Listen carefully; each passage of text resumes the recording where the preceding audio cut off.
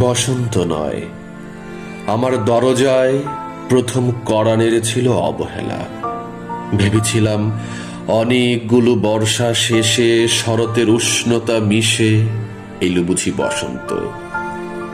দরজা খুলে দেখি আমাকে ভালোবেসে এসেছে অবহেলা।